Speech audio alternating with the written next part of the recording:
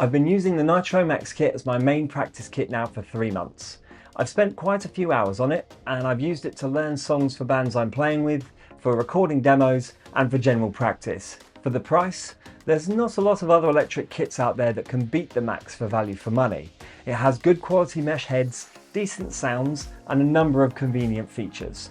It's not without its flaws though, and through my own experience, from speaking with my students that have these kits and the feedback from some of you, I've been able to compile a few things to be aware of when thinking about buying one of these kits, or if you own one already.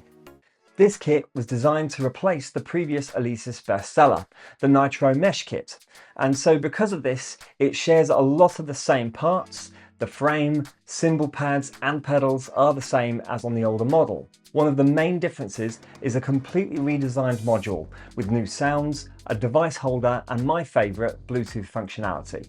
It's important to note that Bluetooth is for connecting a device to play music through the module. It cannot be used to connect to a Bluetooth speaker or wireless headphones. That's a feature I would personally love to see, as so many things are going wireless these days, and the ability to listen or even record wirelessly would be incredible. I'm sure we'll see this on a kit soon if one doesn't exist already. Another big difference to the older Nitro Mesh is the drum pads.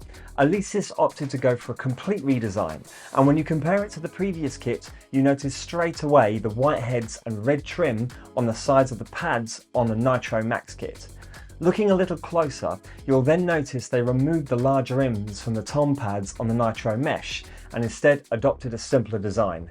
I love this, as these drums were always only single zone, so it didn't make sense to have rims, as it misled buyers into thinking they would get a sound by playing them, and they had a habit of getting in the way as you went round the drums, because the pads themselves were too small for the size of the rims really.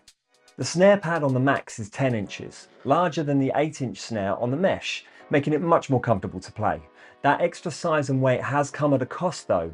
There have been quite a few reports of the snare pole arm coming loose out of the connection point while playing, and there is more noticeable movement on the snare.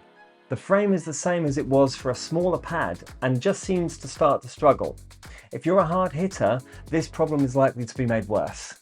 If you've got this problem, I would suggest buying a snare drum stand for the snare pad. This will help keep it in place and stop it from moving. The mesh on these kits are pretty tough, however be careful when setting up the pads.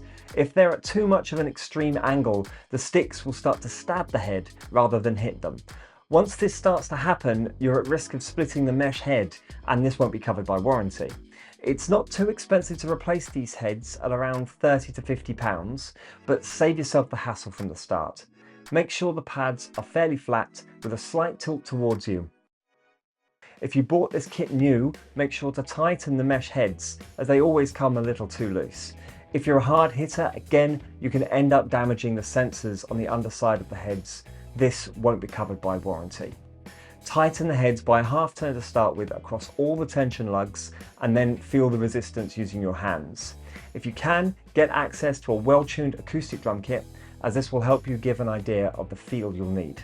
The bass drum pedal is the same design as on the older Nitro Mesh kit, and we currently hire out between 20 and 30 Nitro Mesh kits to students and have about 20 at the schools we teach in. A problem that comes back quite often with these kits is to do with the bass drum pedal. There's a metal bar that sits in the connection between the footplate and the heel plate. Whatever holds this bar in place can be broken or shaken loose, and the bar will come out, basically rendering the pedal completely useless if the bar then becomes lost. It can be reinserted, however it will then easily slide in and out again when being transported, or sometimes even while you're playing it. My theory is that this could be caused by technique. We have a lot of young beginners playing on these kits, and I think unrefined or heavy playing technique may be the culprit. When playing a bass drum pedal, whether your teacher tells you to use heel up or heel down, you should keep your foot on the pedal at all times. Don't stomp on the pedal from a high height, and try to stay on the center of the foot plate. Don't have your foot too high or too low on the pedal, and avoid playing across the pedal at an angle.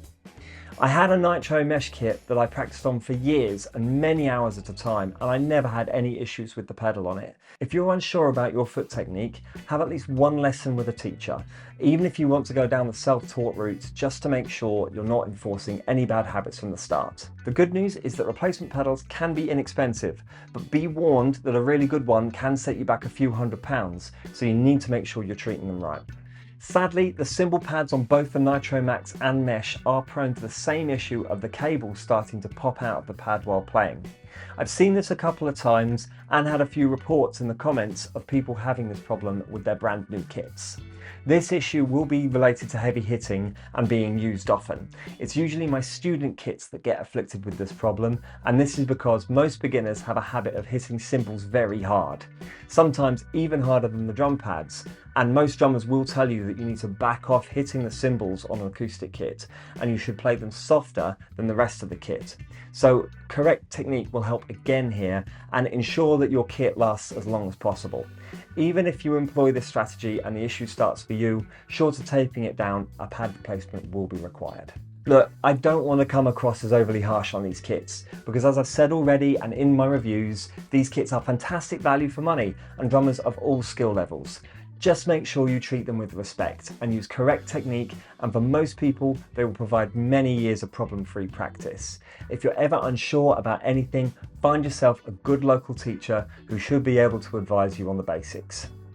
As always, thanks for watching, and I hope you enjoyed this video.